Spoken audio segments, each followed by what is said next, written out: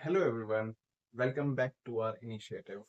And our initiative is not people to think that हम उनको पढ़ा रहे हैं. पढ़ाना हमारा इनिशिएटिव नहीं है. हमारा इनिशिएटिव है उन पढ़ी हुई किताबों को रिवाइज करना, जो कि reading is a must quality for a UPSC aspirant. और आप रीडिंग करिए, और रीडिंग करते ही just watch a small small video, और आपका आप while you are doing a trivial work, while you are eating, while you are doing nothing, just 2-3 minute की एक वीडियो देखो, ठीक है.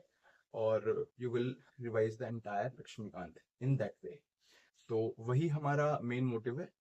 कल हमने लक्ष्मीकांत का जो सबसे इम्पोर्टेंट चैप्टर है पार्लियामेंट, उसको हमने देख स्टार्ट किया, ठीक है. और पार्लियामेंट में बहुत सारे टॉपिक्स हैं. There are around 17 topics. उसका कल हमने पहला टॉपिक लिया था, organisation of parliament. And today we are taking on second topic, which is composition of parliament. In composition of parliament, there are two things. Rajya Sabha, Rajya Sabha की जो एक्चुअल परमिसिबल स्ट्रेंथ है वो स्क्रीन पे दिख जाएगी, लेकिन जो करंट में जो स्ट्रेंथ है वो मैं आपको बता देता हूँ. 545 if I am not wrong. या दैट्स करंट स्ट्रेंथ. और इसमें 3 ब्रांचेस हैं. There are 12 members are nominated, जो कि हमारे प्रेसिडेंट साहब करते हैं. और 8 members are representing the union territories in Rajya Sabha, and 225 members are representing the states of the entire country. तो ये हमारी प्रेजेंट क्या बोलते हैं स्ट्रेंथ है क्या अपने राज्यसभा में. और ये हमारे रिप्रेजेंट्स कर रहे हैं स्टेट्स को, ये हमारे रिप्रेजेंट्स कर रहे हैं यूटी को, यूटीज को, और ये है नॉमिनेशंस, नॉमिनेटेड. ऑलराइट. तो अब बात आती है कि ये जो मेंबर्स आ रहे हैं ये कैसे आ रहे हैं, ठीक है. तो वहां पर आता है इलेक्शंस. तो जो राज्यसभा है, राज्यसभा के अंदर, ठीक है, राज्यसभा में जो स्टेट के जो मेंबर होते हैं, स्टेट के जो मेंबर्स आते हैं, they are elected by the elected member of legislative assemblies, ठीक है. तो इनडायरेक्ट इनडायरेक्ट इलेक्शंस होते हैं. यहाँ मैं लिख देता हूँ.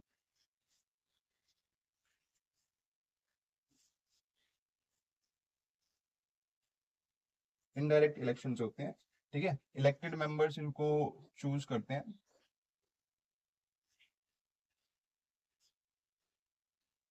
State legislative assemblies.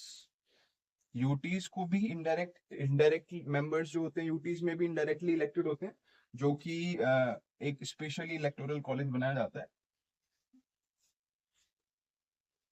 इसी काम के लिए. और नॉमिनेटेड मेंबर्स जो होते हैं वो हमारे प्रेसिडेंट साहब करते हैं. प्रेसिडेंट साहब जो नॉमिनेशंस करते हैं वो ये देखते हैं कि किसी बंदे के पास प्रैक्टिकल नॉलेज या फिर एक्सपीरियंस 4 फील्ड में है या नहीं. पहली फील्ड है आर्ट, दूसरी फील्ड है लिटरेचर, तीसरी फील्ड है साइंस, चौथी फील्ड है सोशल वर्क.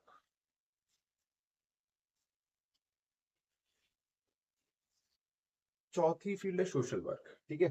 तो ये तो है कॉम्पोजिशन ऑफ राज्यसभा. ऐसे ही हमारे पास कॉम्पोजिशन आता है लोकसभा का. लोकसभा की जो एक्चुअल स्ट्रेंथ, परमिसिबल स्ट्रेंथ है, वो स्क्रीन पे दिख जाएगी. लेकिन जो करंट में जो स्ट्रेंथ है वो मैं आपको बता देता हूँ, विच इज 543. इसमें एक चीज आती है, इसको मैं ऐसे ऐसे कर,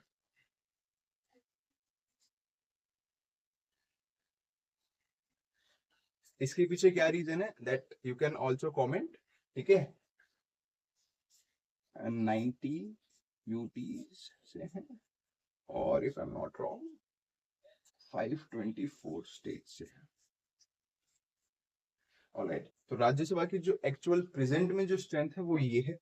अब इनके भी इलेक्शंस होंगे. लोकसभा में होते हैं डायरेक्ट इलेक्शंस. डायरेक्ट इलेक्शंस का मतलब है कि you the people of India are participating in elections. ठीक है, आपने पार्टिसिपेट किया है, आपने खुद अपने हाथों से वोट किया है और आपकी वोट करी हुई पार्टी जीत गई है। तो दैट इज डायरेक्ट इलेक्शंस। तो जो हमारा कॉन्स्टिट्यूशन है उसने तो मेंशन कर दिया कि यहाँ पर यूनिवर्सल एडल्ट फ्रेंचाइज का इस्तेमाल करके इलेक्शंस होंगे और पीपल हमारे लीडर्स को सिलेक्ट करेंगे। ठीक है, लेकिन यूटीज में ना कॉन्स्टिट्यूशन ने कुछ बोला नहीं। कॉन्स्टिट्यूशन इलेक्शन के बारे में यूटीज के लिए कुछ बोला नहीं। तो जब कॉन्स्टिट्यूशन कुछ नहीं बोलता तो फिर काम आता है पार्लियामेंट का। तो पार्लियामेंट ने क्या किया, पार्लियामेंट ने एक लॉ बनाया 1964 में, और जिस लॉ से ये हो गया कि यूटीज के लिए भी डायरेक्ट इलेक्शंस होंगे, डायरेक्ट इलेक्शंस किए जाए। ऑलराइट, अब जब ये यूनिवर्सल एडल्ट फ्रेंचाइज है, राइट नाउ हम जो बेंचमार्क है वो ये है कि everyone who is above 18 can vote. ठीक है, लेकिन ये हमेशा से ऐसा नहीं था। एक टाइम पर यहाँ पर वोटिंग एज थी 21, जो कि रिड्यूस करके कर दी गई 18, जो कि आज हम एंजॉय करते हैं। और ये हुआ राजीव गांधी जी की सरकार में, जो कि आया क्या बोलते हैं 61st कॉन्स्टिट्यूशनल अमेंडमेंट एक्ट आया था 1988 में।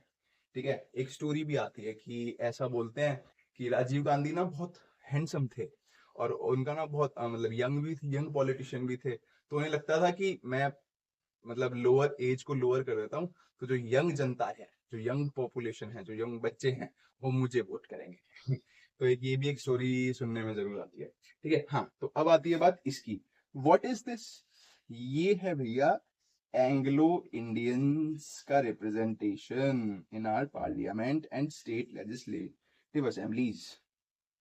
अब एंग्लो इंडियंस स्टार्टिंग से, क्योंकि इंडिया वाज अंडर ब्रिटिश, तो उनका एक रिप्रेजेंटेशन हमेशा से रहा। ठीक है, 1919 में एंग्लो इंडियंस को सेपरेट इलेक्टोरेट भी दिया गया। तो एंग्लो इंडियंस का अब तक तो था, 2020 तक तो था, लेकिन 104th कॉन्स्टिट्यूशनल अमेंडमेंट एक्ट आया 2020 में और एंग्लो इंडियंस को बोला कि सर अब आपके लिए हमारी पार्लियामेंट में कोई रिप्रेजेंटेशन नहीं है। और इसकी कंडीशन ये है कि क्योंकि इतने लोग ही नहीं है कि इनको रिप्रेजेंटेशन दी जाए, कुछ सीट दी जाए। तो that was our topic 2 which is composition of parliament. तो एक बार रिवाइज कर लेते हैं।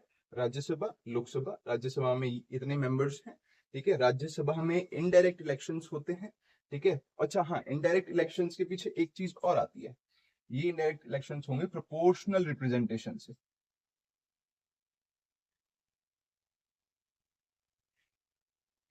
Proportional representation via single transferable vote, ये बहुत इंपॉर्टेंट है। ठीक है, तो राज्यसभा में ये हुआ, लोकसभा में इतने मेंबर्स हैं, यूनिवर्सल एडल्ट फ्रेंचाइज होती है 21 से 18 एज की गई। ठीक है, यूटीज में पार्लियामेंट ने लॉ बनाया जिससे कि फिर वहां पर भी डायरेक्ट इलेक्शंस होने लग गए। ठीक है, और एंग्लो इंडियंस का रिजर्वेशन अब है नहीं। ठीक है, और इसके अलावा इस वाले पार्ट में कुछ भी नहीं है। ठीक है, तो that was our second video, is very short और रिवीजन के लिए इतनी काफी है। ठीक है, तो we will come up with third topic tomorrow. और इसके अलावा हमें सिर्फ दो काम करने हैं। We have to focus only on two things, which is first revision, second is answer writing.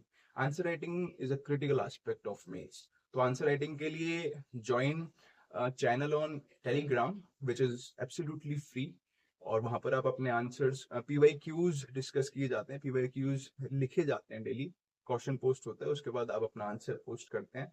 ठीक है, और it is a part for discipline. आप एक डिसिप्लिन जनरेट करिए जो आप डेली आंसर राइटिंग करें, वो बहुत ज्यादा इंपॉर्टेंट है। रादर देन अगर आप सोचें कि मेरी इवेल्यूएशन नहीं हुई, मेरा फीडबैक नहीं आया, इट डजंट मैटर यार, आप अपना फीडबैक खुद देते हैं। ठीक है, तो आप वो ज्वाइन करिए और be part of our journey on discipline and consistency. Bye bye.